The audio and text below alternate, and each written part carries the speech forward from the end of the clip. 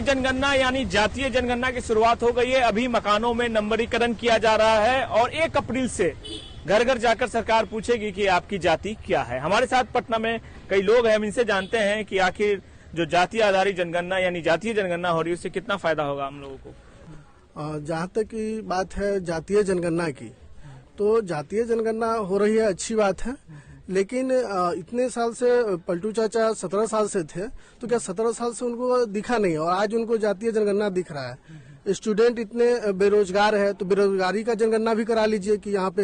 इससे आम लोगों को फायदा है या सरकार को फायदा है या किसी पार्टी को फायदा होगा? देखिए, कुछ हद तक हर एक चीज में 2 पहलू होते हैं, तो बहुत हद तक तो आम लोग को फायदा है ही कि हमें पता चलेगा कि हम अगर ये कास्ट है तो मेरी जनसंख्या कितनी है।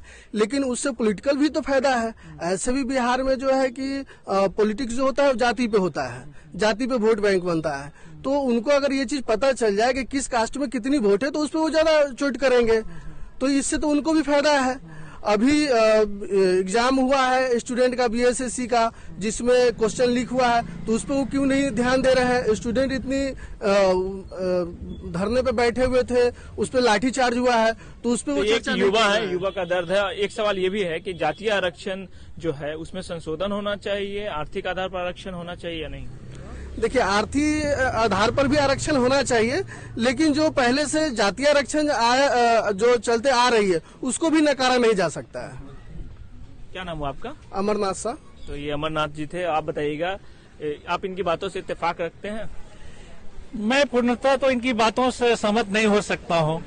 और जहां तक आप जातिगत जनगणना की बात कर रहे हैं, तो एक पहल ये अच्छा है कि कम से कम 1931 के बाद इसकी शुरुआत की गई है।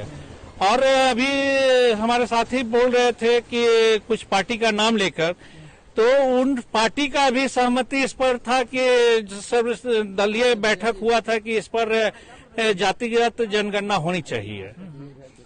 जातीय आरक्षण पर क्या राय है आप लोगों का, और आर्थिक आरक्षण को कैसे देखते हैं? आर्थिक आधार पर आरक्षण होना चाहिए या नहीं है?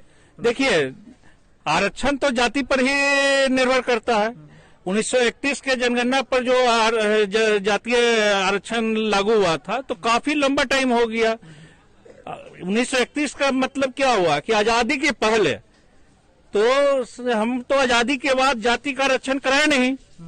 अगर 1931 की बात कर रहे हैं तो ये हमारे लिए एक नया सोच है और ये एक सार्थक पहल है और इसका हम स्वागत करते हैं। क्या नाम हुआ आपका? डॉक्टर गोपाल प्रसाद। आप बताइएगा,